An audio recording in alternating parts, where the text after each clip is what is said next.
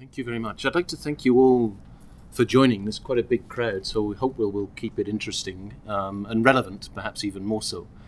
I also want to acknowledge the resident missions and make sure you can you hear me okay? Can you hear us? We can. Thanks, Arto. Okay, thanks. Unfortunately, the Myanmar resident mission isn't patched in yet, and one of the key points we'll be showing, as was mentioned earlier, it is quite important, the relationship between the head office and the resident mission, to make sure we get the right types of communication, which Lainey will be touching on a little bit later. And also thanks to DER for organising this whole series. And again, the particular project here, I'll start with a bit of a background to set it in the context, and then we can get into some of the key issues. But the main important part is how the communication plan was conceived, developed, and perhaps even more importantly, how we plan to implement and ensure that the communication plan continues as the project moves forward. It's part of the East-West Economic Corridor, which runs from Da Nang in Vietnam all the way across to Malam Yain or even onto Yangon in Myanmar. We're completing the last section towards the Thai border, and you can see on the right-hand side the section there. I've had the privilege, I guess, of almost driving the full length of the East-West Economic Corridor all the way across Thailand, Laos and Vietnam. And so it's great to see sort of the one remaining section that is in pretty bad condition in Myanmar be completed. A little bit on the sort of more ADB type of information. It's 66 kilometres of road between Aindu Creek, 120 million. Quite a lot of money from regional set aside, and AIF, if you're not familiar, is the ASEAN Infrastructure Fund, which is managed by ADB. Pretty much total road reconstruction, so there'll be some significant engineering activities going on in the area. And there is a bridge in the middle which will be parallel financed by JICA. Another little more detailed cross-section, and in the middle you'll see the bridge where the more orange and the river network is. That's important in terms of the flooding that was happening in the area as well, which is a sort of side impact of the communication requirements we had. And some photographs of the type of road. You can see the bottom left photograph, quite a narrow road, not really suitable for major international traffic. Despite what looks quite empty, the JICA did a transport master plan for Myanmar, and this road connection to Thailand carries 25% of land-based transport in and out the country. We drove on the existing road connection, and it does get quite busy at certain times of the day, but it is a significant, after China, it's the second largest road crossing to the country, and with Myanmar opening up, the demand will only increase, and clearly a road like that is not really going to be catering for the sorts of volumes and types of vehicles that should hopefully be using this once that regional trade develops. So obviously a need for some engineering here. Some more photographs of the road itself. Again, very bad condition for the vast majority of it, so very slow speeds and not really suitable again for large trucks that may start to cross the border when the economies interact. In the bottom corner, the bridge is actually trucks over a certain weight, 30 tons are not allowed over it, so there's a pontoon bridge across the river, so significant work is required again for the regional connectivity and trade flows in particular. Getting perhaps more onto the initial thoughts we had about communication and why it was so important in this particular project. Obviously, ADB is fairly new to Myanmar, so we don't have a track record of engagement either with the government or with civil society groups or with affected households and other groups, stakeholders in the projects. We don't know. This is our second or third loan, depending if you include the loan to deal with some of the arrears, but it's the second transport project, and there is one energy project. So there's one energy, one transport, and this is the second transport. Because of its location in Cayenne, as you can see in the background, it's quite a beautiful place. There's some great scenery around here. But it is a post-conflict, or as I just got an email from our resident mission, maybe current conflict location, particularly in the area where the road is. So because of that, there was obviously a need to do things differently than a standard ADB project in countries where we had a long tradition and a long working relationship with government agencies and civil society groups. In the particular location beyond Myanmar, there are many interests that we're aware of, so we wanted to make sure we dealt with those. There is a Thai finance section of road, which I'll provide a little bit more details, which creates the connection from the end of our road to the border. This road is now open, but it has created confusion and increased in the conflict because of the way that the construction was done or the communication wasn't done. So there are issues with there, and because of that, that is now being brought onto our project, and what happened there they believe or perceive will happen under the ADB project as well. And there's also some confusion or misinformation about ADB's role in that project at the local level. They see it as one continual project that ADB is financing, but the Thai section started work way before ADB re-engaged with the country and is now already open, although there have been some skirmishes and continue to be some skirmishes along that road. And there is a video if you want to see of what's happening. I didn't try and embed it in here, but it's the last mortar attack was actually 4 days ago on the road, so it's still postal current conflict area. But we also wanted to make sure that the benefits in the road. MYRM is online now. Okay. Do you want to just welcome and introduce? Hi, Myanmar. Thanks for joining. We've just seen you come in. We also wanted to make sure that the benefits, we had because of the area we're working, we actually set up a small-scale TA prior to the PPTA to make sure that we could get out into the local area and engage with groups to see what they really wanted from the project.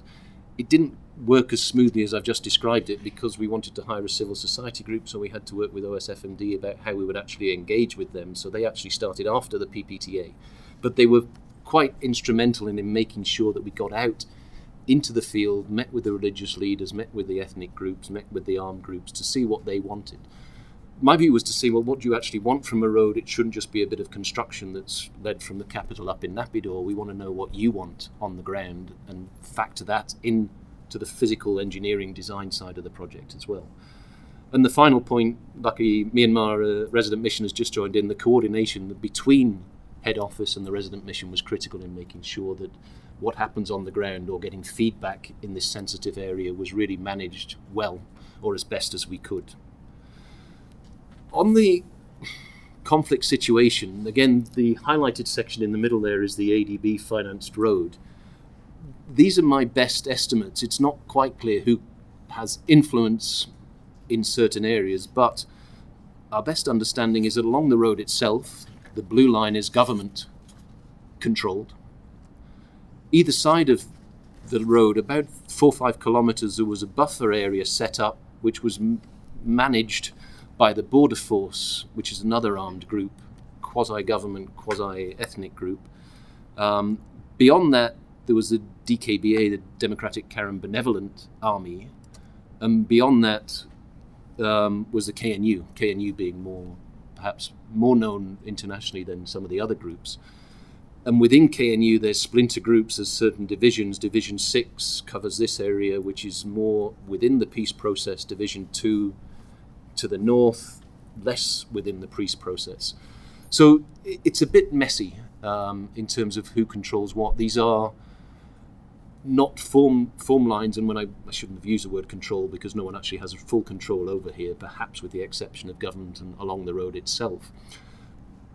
So even amongst the armed groups in the area, it's not just government and an armed group. Quite often it's referred to as the government and the KNU, or the army of the KNU, is the 2 points. But it's a lot more complicated than that. There's been sort of unofficial delineation of who goes where to make sure that the two sides don't bump into each other.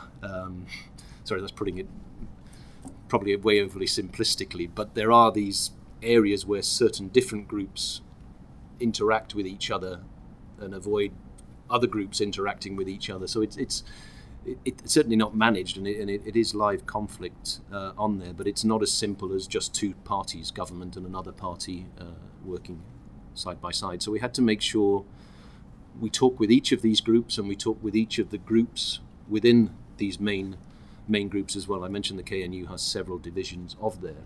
There's an armed part of it as well, and a more communication side who we've dealt with, and a leadership side as well. So there's several different levels within these organizations that we needed to speak to.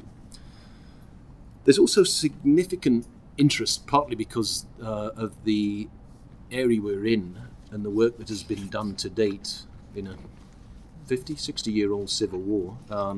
We've had emails and questions on what ADB's role is and why we're working in this area from Human Rights Watch on the international thing within the startup of the PPTA.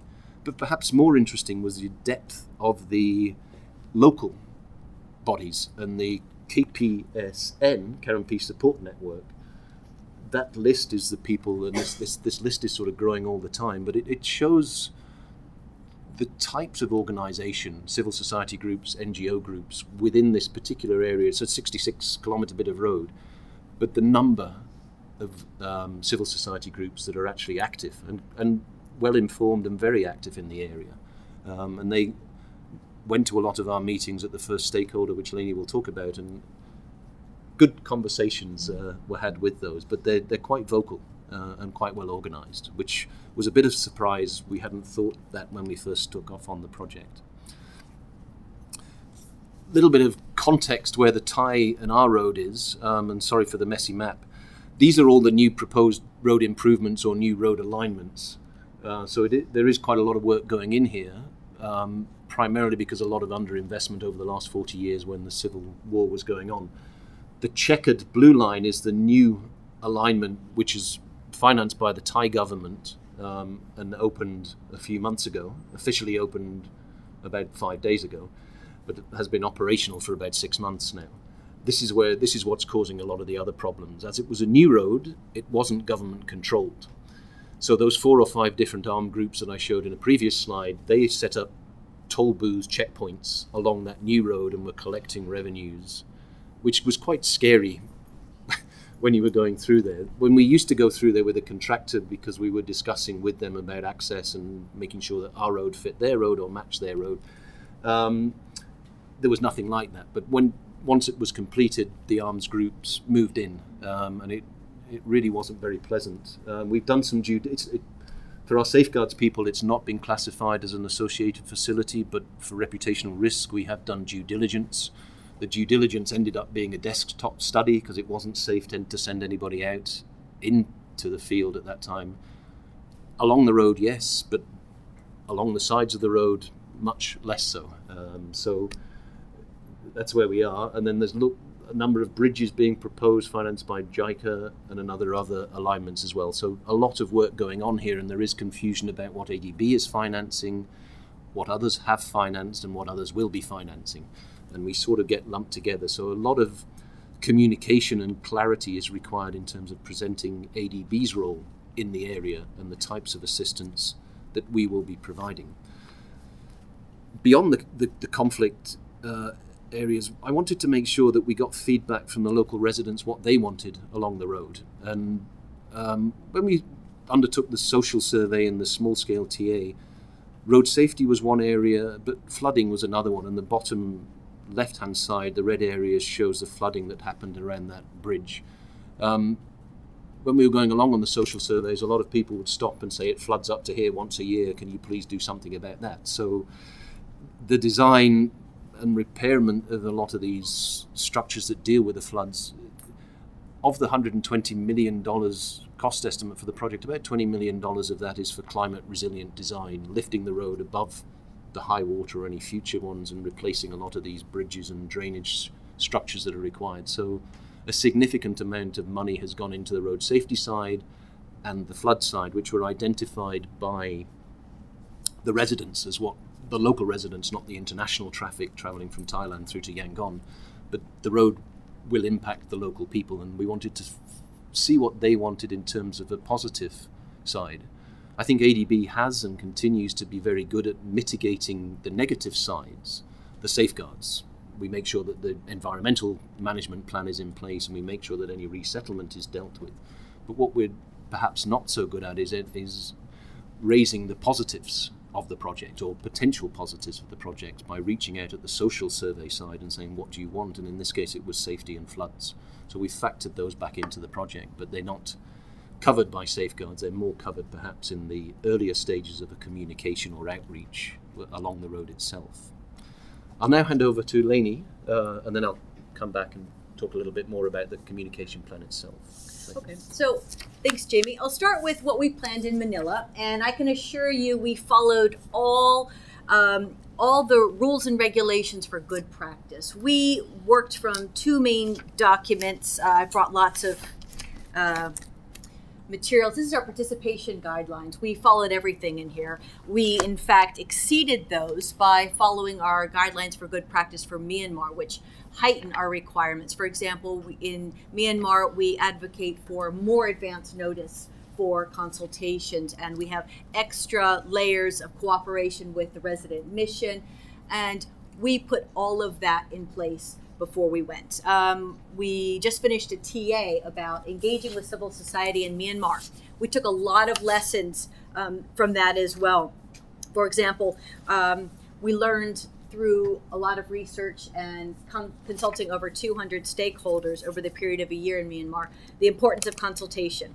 We heard over and over again, take time to understand the local context. We heard safeguards, consultations, communications, and context sensitivity are all inseparable issues.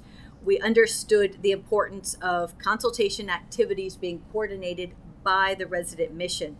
And we also saw over and over again how ADB teams really count on the government, unrealistically in a lot of cases, to conduct consultations that we require, even though they don't have the capacity to do it. So we were really careful about trying to meet all of these different regulations, and we worked very closely. You can see there Ong and Alex, who Ong is a civil society consultation participation specialist, and Alex is a communication specialist. We worked very closely and planned out things really well. So some of the things we did, we requested mission approval from the chief minister well in advance. We gave advance notice about the consultations, letting people know when we were going to be there, where we were going to have consultations, what time. We thought about the translation needs and the issues. This was a little bit tricky. In Cayenne State, there's 2 different Cayenne languages. There's a little bit of baggage related to that. We decided to use Burmese in the language, in the consultations. And as I said, we followed the consultation guidelines. So now let's move on to what really happened in the field, because this is actually not quite as we planned. So to start with, we got approval to travel the afternoon before. So until we had that final approval, we were sitting in Yangon saying, what if, well, we think, trying to put more and more pressure on the powers that be to give us this okay. But we were really stuck without the green light to go ahead and the ability to finalize things until the evening before. And this is because our mission requested meetings with civil society organizations from a chief minister who is not comfortable with our coming in and meeting with groups unsupervised. And for other reasons, he had questions. He'd had a number of ADB teams in earlier, and he wasn't ready to let us have a lot of time practice in advance. So these are the kind of emails that we had the afternoon before to the ADB team. We are frustrated the short notice given for our participation and then the last minute change in plans. We feel this is not proper consultation practice and expect advance notice and clear communication in the future. Many of our questions about the road project still have not been answered. I hoped ADB would invite the villagers or ask its consultants to invite the villagers properly, but now it seems this is not a community consultation at all because the government is going to invite the participants. And I don't think you have any meaningful consultation meeting with the community. We wanted to participate in the meeting with the government, but now, again, we are excluded. I know ADB can meet us separately or informally, but in those kind of meetings, we can speak to you, but our voice is not heard by the government. So you can imagine our frustration. These are emails that are coming in the day before our planned mission with all these detailed consultations where we planned to meet these civil society stakeholders with the government at their request, and to go to the villages and to meet people who are affected by the project. So the frustration is building. The consultation venue changed. So we go to the first consultation, and we've met some civil society organizations earlier. We've sent emails out to try and mobilize people at the last minute. Fortunately, as Jamie showed you, there's a civil society network in Cayenne State that's very effective. We were able to get the word out, and we had a full room of participants, but we were meant to meet at the pagoda. So as we go speeding by the pagoda and slam on our brakes at the village hall, we were a little bit surprised. But we walked in and there was a room full of people. So again, this was a frustration. And one of the first comments were, we were not informed about the change in venue. Was this intentional? Did you try and trick us so you wouldn't have so many participants? So we were continually trying to stay on top of things and be proactive. So we had scheduled that consultation, I believe, at 9 o'clock in the morning. And the second one was scheduled in the afternoon. Was it 1 or 2 o'clock in the afternoon? Unfortunately, the Ministry of Construction counterparts we were traveling with thought that was way too much time for consultation. There's no way we would need that. So they scheduled the second consultation at 11 o'clock in the morning and planned to have the afternoon, I guess, off by the pool. Well, there wasn't a pool, but anyway. So we arrived for our afternoon consultation, and the villagers informed us they'd been there since 11 o'clock in the morning. That was 3 hours they had sat and waited for us. So again, we had a lot of frustrations in not being able, we had sent a written out schedule, we had shared this with the key participants, but we felt frustrated that we had inconvenienced the stakeholders that we were trying to reach out to, and we felt frustrated that the Ministry of Construction officials didn't see the same needs that we did. And in fact, we spent the full 3 hours from 9 to 12 in the first consultation. And there's no way we could have started the next one at 11 o'clock in the morning at another village further down the road. So we were continually trying to get information out. We were continually trying to update and work with the situation as it was. Fortunately, after we sat down and talked with the Ministry of Construction officials and said, look, this is what we had planned because we wanted this much time. After that, it didn't happen on the subsequent days of the mission, but the first day was really frustrating like that. Third, we spent a lot of time answering some really simple questions, and the right-of-way, the quarter of impact, the road, the width of the road are all issues that generated a lot of anxiety and questions. And so after the first day, when we realized there were all these questions, we said, we need a visual aid. We need a diagram. What? I didn't bring it. He didn't bring it. I know. So we put together, we just got a flip chart and a black marker. And after we had that visual aid in subsequent consultations, having that visual aid for people to see what we were talking about and where things were in relation. Where's the quarter of impact in relation to the right of way? Jamie put in a couple of houses that were on borders so we could address those issues. But there was a lot of clarity suddenly once we had the visual aid. So again, this was a lesson for us. A simple visual aid goes a really long way. And also when we have language issues, it's also, that's very helpful, okay? We used the wrong language. We got to a couple of consultations and they said, you can speak Burmese, but we need translation. So again, going back to our guidelines for consultation practice in Myanmar, we suggest use a trusted messenger. So in the first consultation, we took the former village chief, who is a Cayenne, ethnically Cayenne, who speaks the same language. And after the ministry officials did their presentation, he then translated and facilitated a discussion with the community members in Cayenne language. And they trusted him to then translate that back to us and make sure that we were able to answer the questions. So again, what started off as a mistake, we were then able to really communicate effectively after that. And as I mentioned before, there is some political association with the different languages, and so that we were able to address both problems. We were able to make sure that each time we were speaking in the language that was appropriate to the stakeholders, while not making a political statement by using either of the languages, which might have been interpreted as ADB association with different political parties. The government capacity remained low, but how did we address this? The government was actually surprisingly open to us when we met them. We were afraid that maybe they weren't aware about how low their capacity was for communication issues, for consultation, for safeguard issues, for the grievance redress mechanism. But they were really open and they said, look, we need your assistance. So we turned this around and we used this as an on-the-job training opportunity where we tag teamed with them throughout the consultations, where they would take on a question if there was something that they weren't able to answer about ADB policies. Then Jamie was able to jump in and explain. They then learned, were able to take those questions later on. So we tried to use this as an opportunity, but then also to talk with them about how we were going to plan support. So they assigned different members of their team for different responsibilities, including the stakeholder, the communication, the consultations, and therefore we were able to identify the focal points and talk with them and explain about what resources we had that could be available to them and start to build that relationship to address these capacity gaps.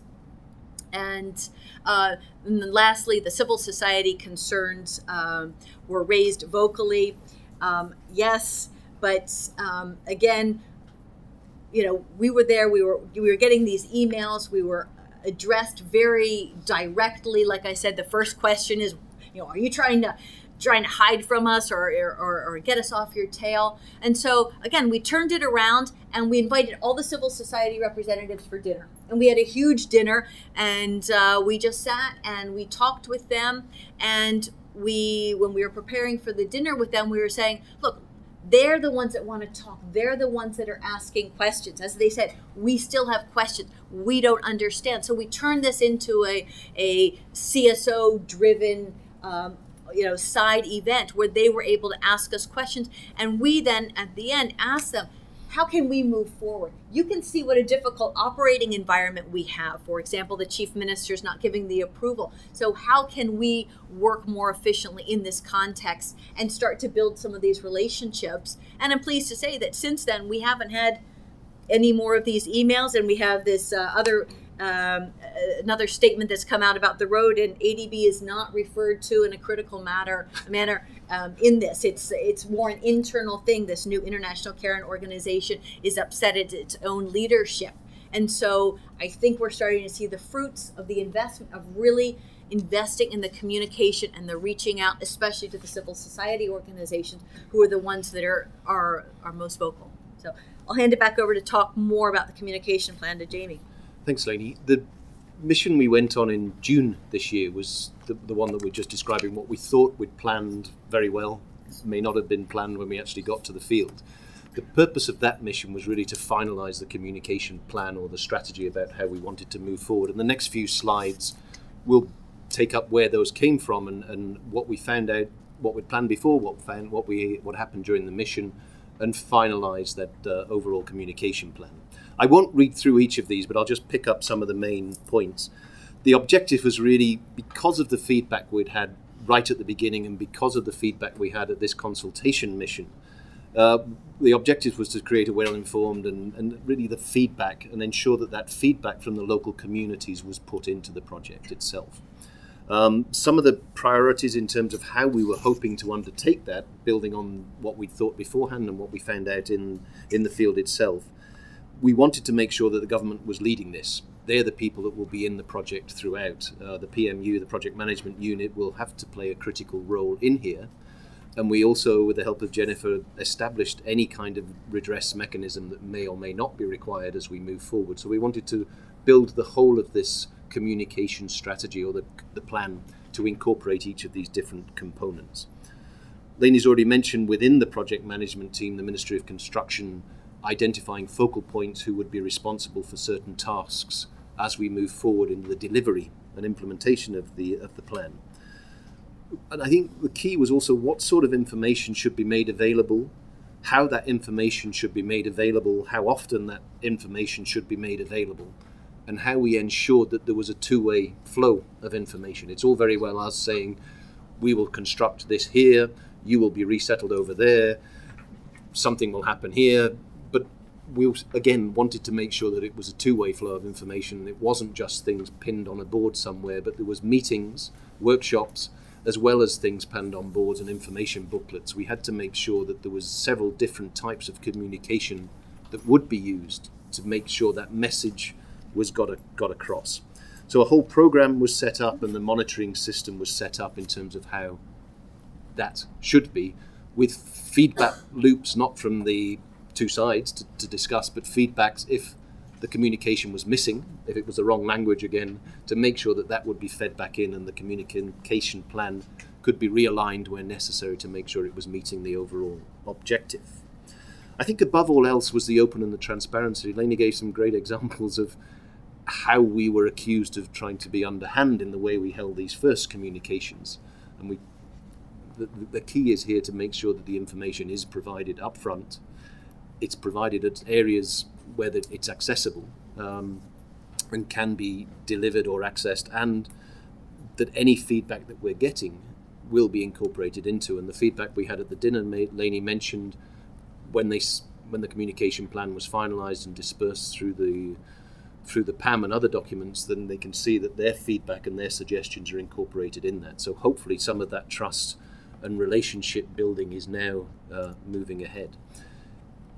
In terms of the plan itself, we did two main things in terms of putting up a plan. One is to identify the key stakeholders, and those are listed up there. Again, this goes way beyond the project affected areas. Those are often dealt with, but the communication, if we're going to cover all of these aspects on the resettlement and environmental, we wanted to make sure that the communication covered the safeguard side, but also some of the other ones, the project beneficiary, transport operators, users of the road itself, whether they be local or international, different levels of government, different civil society groups, and the armed ethnic groups as well. So a whole different range of stakeholders were identified. And on the next side of that, what activities would be undertaken. And the activities may differ somewhat for each of the different stakeholders.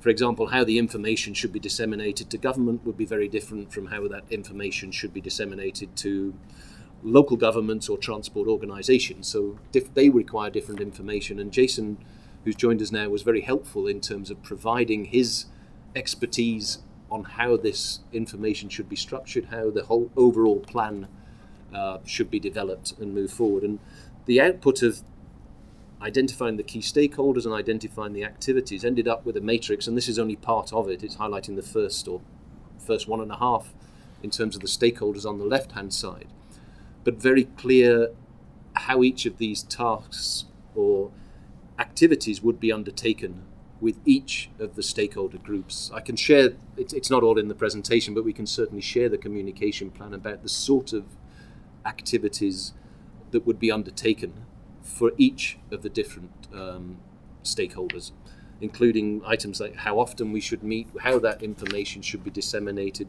what the feedback mechanism should be. Very quickly on some of the risks and challenges. Again, to meet the objective, it was really to ensure that there was understanding in the local community what the purpose of this road was, and to make sure that they felt that their voice was being heard and how that voice could be heard through the different mechanisms that were set up. Building trust within the local community. It is quite a volatile area, remains a volatile area. If we hadn't got that trust, it would be difficult to deliver and implement the project. We could get it approved, but we may not see the delivery of that project as successful as we wanted. Key is getting the government, the project management unit or the Ministry of Construction to take a critical role in here. Yes, their capacity for this type of work is very low, but one of the really encouraging parts of working in Myanmar is that they're like sponges wanting to absorb information. It's so pleasant to work with a government counterpart that wants to do things and wants to learn. So that made it quite easy. yes, you may be sitting with an engineer or a range of engineers who've suddenly turned into a resettlement specialist, a communications specialist, but that's what we have to work with because the Ministry of Construction, Department of Highways is full of engineers. But they have created accountants out of themselves and safeguard specialists, and they're really trying as best as they can.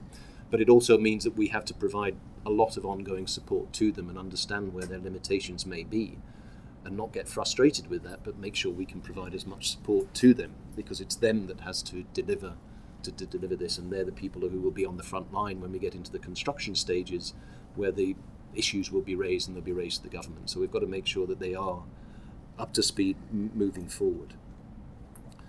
And the last time, in terms of the information sharing and consultative mechanism, again, this comes back to building that trust and interaction of the two projects. That was the communication plan, but as I said, I'd be very happy to share that with you. In terms of ADB's processing, we're hopefully holding loan negotiations next week. We still haven't got confirmation from Ministry of Finance on that, but MRM has happened, so the document, the communication plan, is as finalised as it should be before it goes through editing, providing we can get through loan negotiations. So that document is almost live. So happy to share that with you. But in terms of thinking about what we've said and how it may be useful to your projects, I think this is quite critical. I don't believe personally that this project would succeed if we hadn't spent a lot of time and effort trying to get a communication. This was brought to bear very early on in the PPTA stages, where we met with the communication side of the DKBA and the KNU. And they said, we support this project, and if you need our help, we'll be more than happy to provide you security, which was quite a clear message what role they wanted in the project. They wanted to agree to the project, but take it what you will beyond that. But it was clear we had to engage with them, and engage with them in a way that was much more than just meeting them and saying this is what's happening and there's a project information booklet and everything's fine. This is meaningful dialogue, as we would have meaningful dialogue with central government. The Thai section of road was financed by the Thai government, not even NEDA as their overseas arm, but actually Department of Highways in Thailand. And for our best understanding, we think this was negotiated and implemented with the KNU, not the Myanmar government. So they also had some confusion and thought we're ADB providing the loan to the KNU to start construction of our road. So then we had to be quite clear that we are there at the request of the government up in Naypyidaw, and that is our counterpart. But through the communication, we're not excluding the broader stakeholders and interest groups in the area. So we have to make sure that we are much more than we would normally.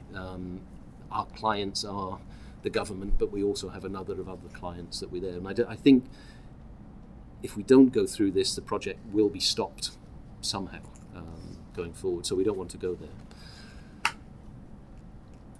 As Lainey very well pointed out, what we thought we had planned very well in head office didn't quite turn out as well planned in there. And because of that, when we were going through the communication plan, we made sure there was feedback loops, iterative processes, that we could pick up any other shortcomings through no lack of our own best efforts. But nothing is perfect, and we will find that there'll be other issues that appear going forward as well. So we've made sure that the plan can be somewhat a living document and adapt to those.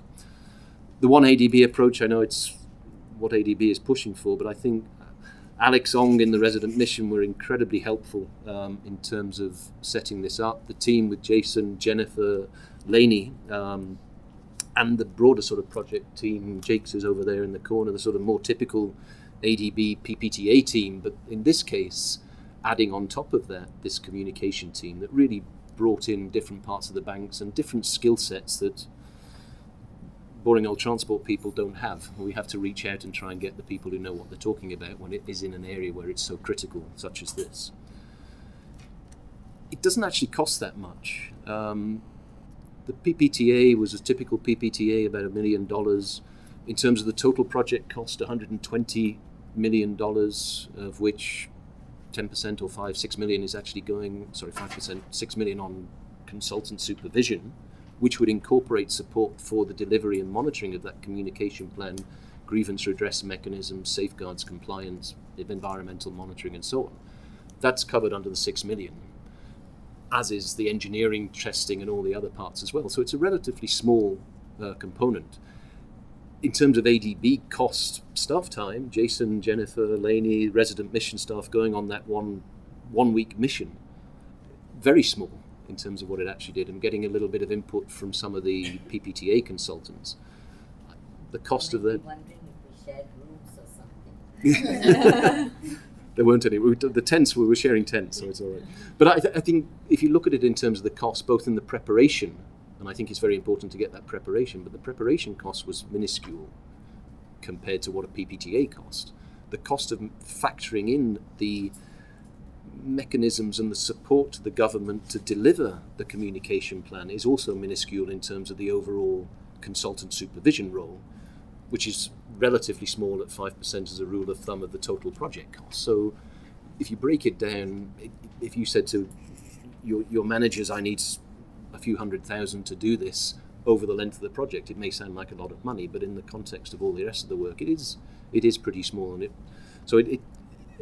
the last point is, if you need it, you should use it, but I would suggest only use it where it's required. I said this is the second transport project we have in Myanmar. The first one was down in the Irrawaddy region, not a conflict zone, much less sensitive than this particular area. We had a very simple communication plan that was more like a standard project in a country we've been working for a number of years. But as I put in the first point, without a very well thought through, consultatively developed communication plan, I would fear for the ability as a project officer and a project team to be able to deliver this project successfully through the implementation stage. You can see we had some beautiful venues. This was a monastery where we were presenting to some of the villagers, so it is nice to get out of these four walls once in a while and actually talk to the people who we're meant to be benefiting. And one final point on this, I think it was this meeting, where they were actually sort of a shocking question, because again, if you can prepare when it's communications or not, one of the questions that was translated from local language to Myanmar language to English and back was, what are the interest rates, and is there what is the financing terms and conditions of this? Sorry, where's this question come? And then they translated it backwards and forward, and then there was lots of muttering, and then they came back again and said, do you have any more money? We could use something for the agricultural projects as well. But you were expecting a lot of issues on the resettlement, and then suddenly to say, well, how long is your grace period, and what interest rates are this? And you're like, whoa. So never underestimate the people you're talking to. That's what really hit me. Yes, there were concerns about resettlement and why we're going this side of the road and not that side, which is typical to most projects. But in this case, it really is an area where there has been considerable mistrust of government. And therefore we knew right from the start that we needed a fairly detailed communication plan if we were trying to be successful. We may not have realized how complex and detailed it has to be, and still will need to evolve going forward. But as I said, without that, it would have been really difficult to deliver the project. Hopefully to deliver the project successfully. Thank you very much for your attention.